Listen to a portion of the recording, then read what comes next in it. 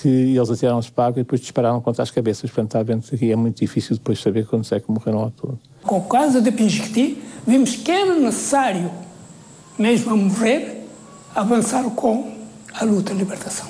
O governo colonial queria mostrar a potência que eles têm, que eles não podem ser intimidados por alguém. E muito mais, como as pessoas vinham de Tanganyika, quer dizer, que estão a trazer as ideias do Nyerere para cá. Aí isso é Portugal, isso é o Tanganyika. Então ele queria mostrar esse poder, de fato, matou pessoas. Foi esse o sucesso do massacre de Moeda. Eu quero lhe dizer, embora alguém muito grande em Moçambique diga que se mataram 600, ali no terreno ficaram 14.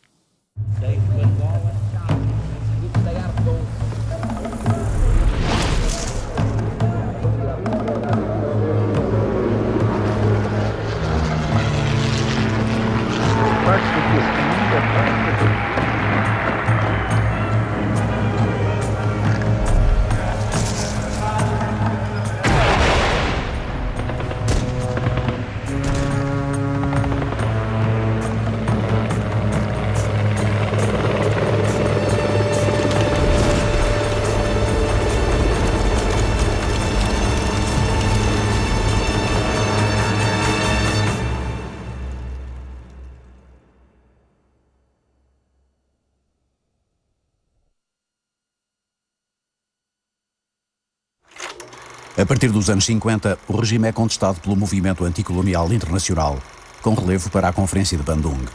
Portugal insiste que não tem colónias, apenas províncias de um só país multirracial, mas a política de assimilação mostra baixos níveis de instrução para os africanos, que não são cidadãos, nem têm direitos.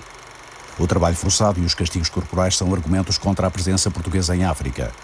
Em resposta às pressões, o governo faz algumas reformas e investe em Angola e Moçambique. Aceita a entrada de capital estrangeiro e permite que os territórios façam trocas comerciais entre si. É incentivada a imigração e lançado um plano de povoamento, criando colonatos de brancos nas duas principais colónias.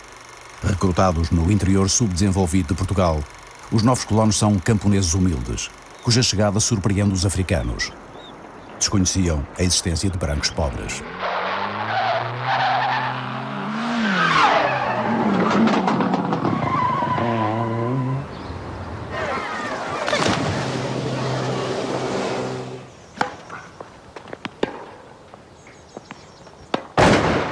Antes do início da guerra, os portugueses radicados nas colónias ou os seus filhos já lá nascidos tinham, em regra, uma vida tranquila e uma situação económica estável.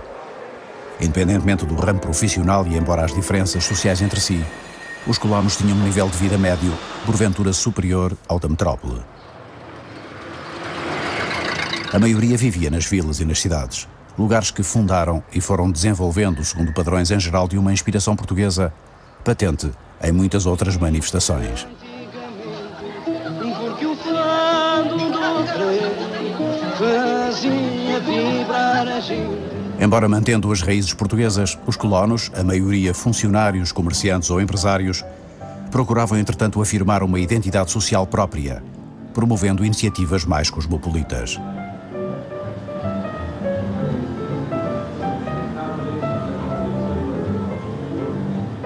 Em geral, uma família tinha sempre o mainato, que era o que passava a roupa, lavava e passava a roupa, o cozinheiro e o moleque da casa, que era o que servia à mesa, o que ajudava o cozinheiro a lavar as panelas, o que varria a casa, tudo isso. Pelo menos estes três.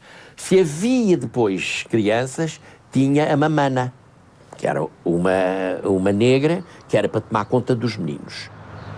A rotina do dia-a-dia de uma família portuguesa integrada no ritmo urbano próprio da África, em cidades como Lourenço Marques, variava ao fim de semana. Na paisagem tropical, os portugueses recriavam então hábitos e tradições transportados da metrópole e até conforme as regiões do Portugal europeu.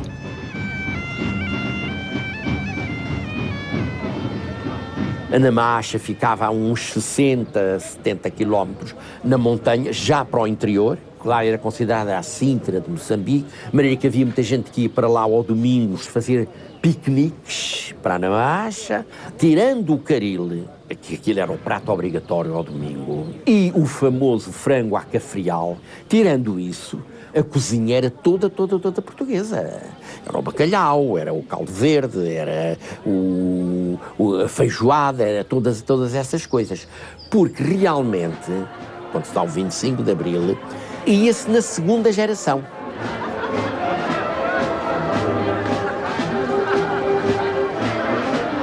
Era o indivíduo médio de Moçambique, quer dizer, o comerciante, o funcionário público, etc., que ia fazer essas coisas. O resto, os outros tinham as suas casas, mais ou menos luxuosas, com a sua piscina e tal, etc., e iam para as suas casas, ou iam para os hotéis, ou coisa assim. Em Moçambique, principalmente em Lourenço Marques e na Beira, a segunda cidade da colónia, viviam menos de 100 mil portugueses, de diferentes estratos, numa população que era então superior a 6 milhões e meio. Em Angola, os brancos eram quase o dobro dos de Moçambique, cerca de 170 mil, entre 4 milhões e meio de africanos. Na região de Luanda, vivia um terço dessa população de origem portuguesa. Os restantes estavam distribuídos pelo território, com especial incidência nas regiões de Nova Lisboa, Huila e Benguela. Entre os mais influentes da elite colonial tinha crescido o descontentamento com o governo central, acusado de impedir o desenvolvimento das colónias. Uma política que só começa a mudar quando Portugal é pressionado a descolarizar.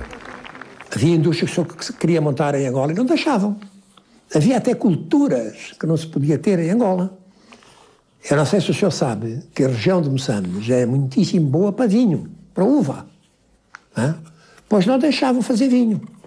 Era uma ideia que havia na cabeça do primeiro-ministro, do presidente do Conselho, que era o receio de que qualquer desenvolvimento económico com uma raiz europeia traria inevitavelmente o afastamento e a independência. Nos anos 40 e mesmo em 50 eram poucos os empresários. Mas esses poucos olhavam um bocado de través para esta governação portuguesa.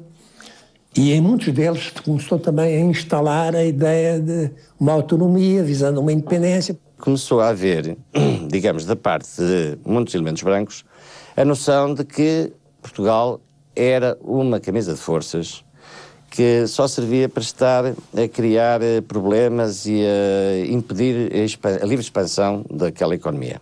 Se eu abordar assim, mas no aspecto puramente político, essa gente estava contra o governo de Salazar? Eu respondo, de um modo geral, não.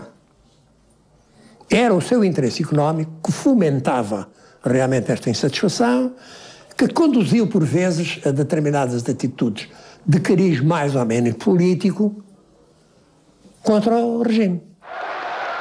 Em